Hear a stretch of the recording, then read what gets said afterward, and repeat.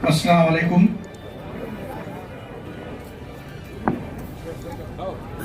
ये बाजा आज इसीलिए बज रहा है कि इनको पता है 23 तारीख को बजेगा नहीं।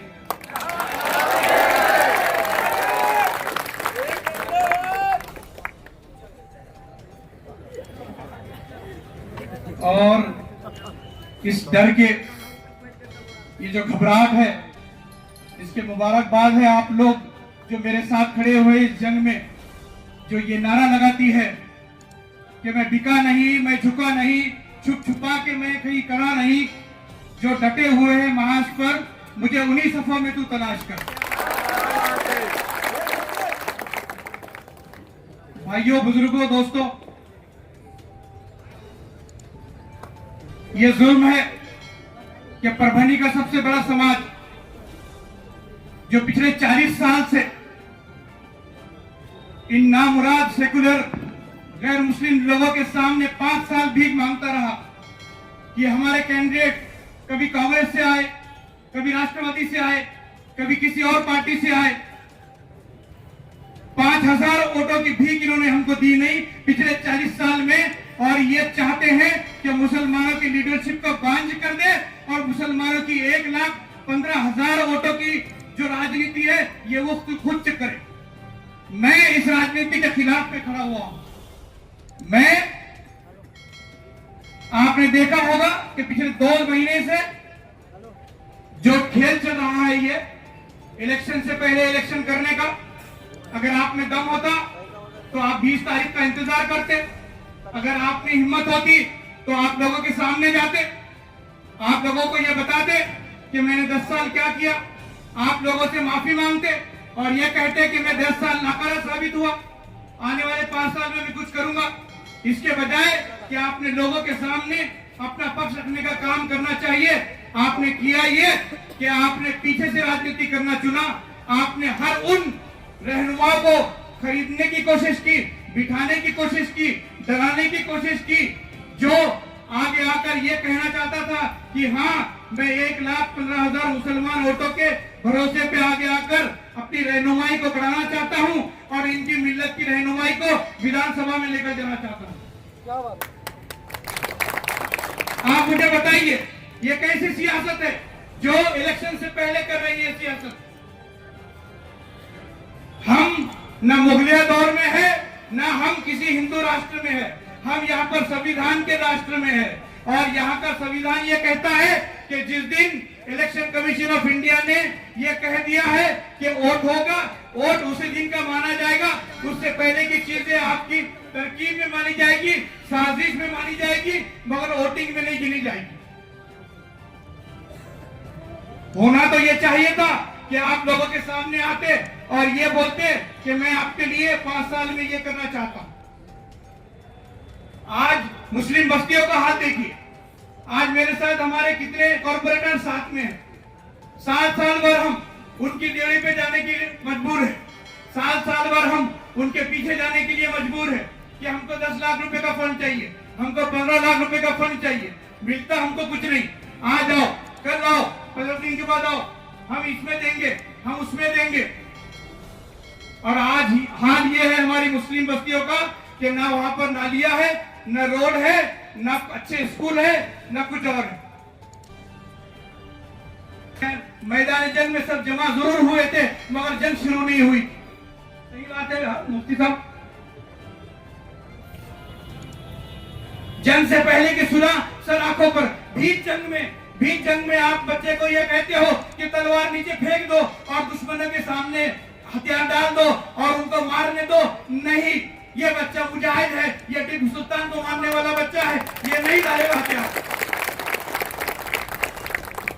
मैं आप लोगों से गुहार लगाता हूं कि मैं परभनी के मुस्लिम रहनुमाई के लिए लड़ रहा हूं।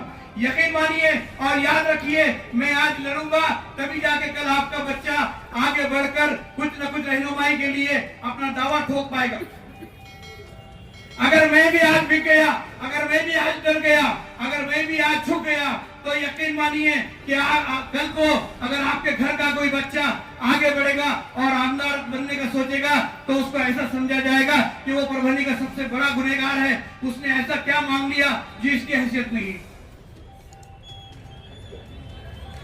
आज परभनी का हाल देखिए, रोड, नालियां, धूल, और आने वाले 5 साल में अगर यहाँ पर सनतें नहीं आई, अगर यहाँ पर कारखाने नहीं आए, अगर यहाँ पर इंडस्ट्रीज नहीं आई, तो यकीन मानिए ये परभनी जो जगह जर्मनी और दिशा परभनी कहलाया जाता था, आने वाले 5 साल के बाद में ये शहर मजदूरों का शहर कहलाएगा। आप इसलिए जाएंगे वहां पर कि हाँ, परभनी के मजदूर बड़े अच्छे होते हैं, पढ़े लिखे भी होते हैं, मगर उनको वहां पर कुछ इंडस्ट्री में काम नहीं मिलता, क्योंकि इंडस्ट्री है नहीं, इसलिए वो हमारे पास आते हैं और मजदूरी करते हैं और वापस घर जाते हैं। हम अपने बच्चों के मुस्तकबिल का कब सोचेंगे? ये नहीं सोचते आपके बच्चों के मुस्तकबिल का, क्योंकि इनको आपके बच्चे की मुस्तकबिल की फिक्र नहीं है। इनको सिर्फ वोट चाहिए, ये वोट लेंगे और चले जाएंगे। एक मुर्दा घर है, उसके अंदर लाशें हैं, उसके मुर्दा घर के पास 2 दरबान है, एक दरबान ईमान वाला है और दूसरा दरबान है गैर ईमान वाला। वो गैर ईमान वाला न नाश की हुर्मती रखेगा, न लाश का पैमाना वो रखेगा, न उसकी तदफीन बराबर करेगा, न उसकी कोई हुर्मती की उसकी कुछ एक सीमा रहेगी।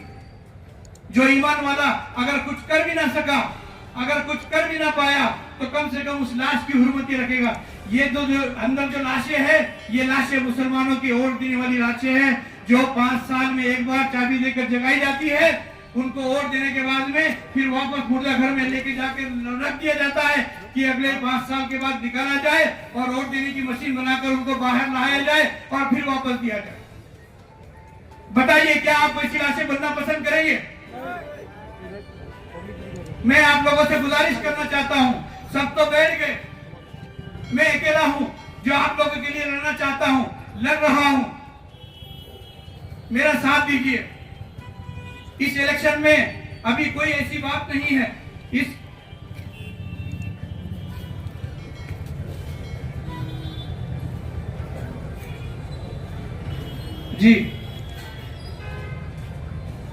इस इलेक्शन में जो मामले हैं, वो मामले इस हिसाब से है कि मेरा भाई ये चाहता है उबैद कि मैं ये बोलूं कि जब मैं इंडिपेंडेंट नगर सेवक चुन के आया था, तो मुझे जो जावेद साहब इस बात की गवाही दे सकते कि मुझे कुछ ऑफर्स आए थे उस टाइम पे, तो वो ऑफर्स मैंने ठुकरा के, उस वक्त भी मैंने जो बड़ी पोस्ट थी महापौर की, उसी के लिए लड़ना शुरू किया था।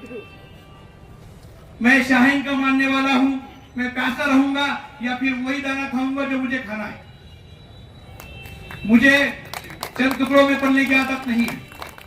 इंशाअल्लाह अगर आपके वोटों से अगर आमदार बन के चुन के आया, तो मैं वही काम करूंगा, मिल्लत के भलाई के लिए काम करूंगा, मिल्लत के फलाह बहबूदी के लिए काम करूंगा, और जो जिसका मैंने वादा किया है वो वादा मैं पूरा करूंगा। ये कसम लेने के बाद फौरन मैं उस कानून की प्रस्तावना करूंगा कि नामूस रिसालत के खिलाफ में जो लोग बुरी बुरी बातें कर रहे हैं, उनके खिलाफ ऐसा कानून बनाया जाए कि कम से कम 1 साल तक उस जो नामराद की जमानत ही ना हो, और कम से कम उसको 7 से 10 साल की सजा हो, और ये केस 2 साल के अंदर खत्म हो जाए।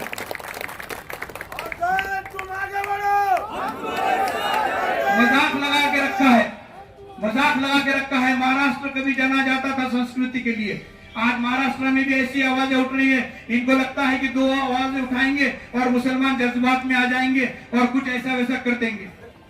भाइयों, एक समाजी खिदमतगार, एक मजहबी खिदमतगार, एक मजहबी मौलम, एक समाजी मौलम, एक समाज के काम करने वाला, एक समाजी जो सोशल एक्टिविस्ट है, वो अपने लोगों के बीच में समाज के काम करता है, अपने लोगों के बीच में अच्छे काम करता है। हम भी करते हैं अपने हैसियत के हिसाब से, मगर याद रखिए, जो सियासी काम है, जो सियासी लेवल पे काम होने चाहिए, उसके लिए सियासी कुव्वत लगती है। एक आदमी कितना भी अच्छा समाजी खिदमतगार हो, एक आदमी कितना भी मजहबी खिदमतगार हो, अगर उसके पास सियासी ताकत नहीं रहेगी, तो आपके वो सियासी कुछ काम नहीं कर पाएगा।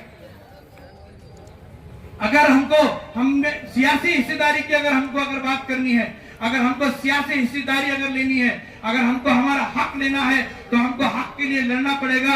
आप वो जमाना भूल जाइए कि आपके बोलने पर, आपके फतवे पर, आपके राय पर कोई आएगा और आपको राज्यसभा दे जाएगा, लोकसभा दे जाएगा, एमएलसी दे जाएगा। नहीं, यहाँ पर लड़ने नहीं दे रहे हैं, तो वहां पर बना बनाया खेल आपके हाथ में देकर वो आपको ताकतवर क्यों करेंगे?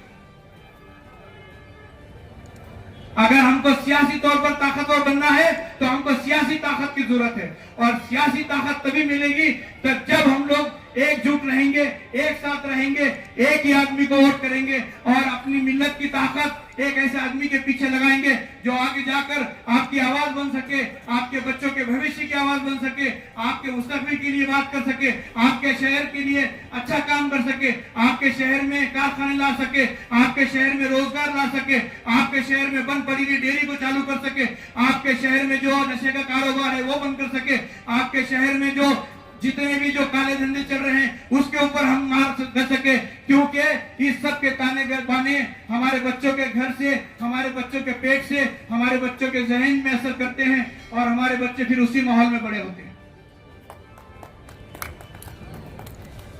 मैं आप लोगों से गुजारिश करना चाहता हूं, तरक्की की सियासत में साथ दीजिए, ये लड़ने की सियासत में साथ दीजिए और इत्तेफाक देखिए कि 20 तारीख को जिस दिन वोटिंग है, ये इत्तेफाक है, यह इशारा है, वो आप जाने 20 तारीख को हजरत टीपू सुल्तान का जन्मदिन है। क्या आप उस टीपू सुल्तान के जन्मदिन पर उसको फिराज अखिलेश करने के लिए मिल्लत के उम्मीदवार को, अपने रहनुमा को जो ताकत बनाना चाहता है, न सिर्फ मेरे लिए बल्कि आप सब के लिए, उसको वोट करेंगे, या फिर ऐसे आदमी को जिसने आपके कौम के ऊपर जुल्म ढाया, आपके बच्चों के ऊपर जुल्म ढाया, आपको अनदेखा किया, उसकी पार्टी ने जब मौका मिला आपके मजहबी मामलों में दखल देने की कोशिश की, उसके वो जो पार्टी है, आप याद रखिए कि ये वही पार्टी है जिसने ट्रिपल तलाक का समर्थन किया। उद्धव ठाकरे की आप हिस्ट्री निकाल के देखिए, आप सोचिए, आप फैसला कीजिए कि वो जो पाकिस्तान दिन है 20 तारीख का, उस दिन आप टीपू सुल्तान की राह पे चलेंगे या नथुराम गोडसे की राह पे चलेंगे। बस इतना ही कहकर मैं आप लोगों के सामने अपील करते हुए मेरी बात खत्म करता हूं कि 14 नंबर के निशान पर ट्रम्पेट की निशानी है, शहनाई की निशानी है, मिल्लत की शहनाई बजाइए और जुल्म की फिजा हटाइए। बहुत बहुत शुक्रिया।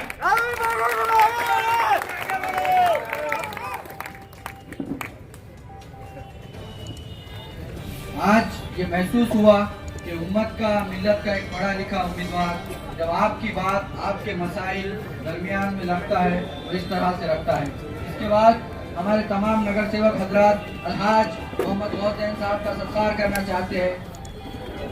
उनसे मैं गुजारिश करता हूँ कि अलहाज मोहम्मद गौसैन साहब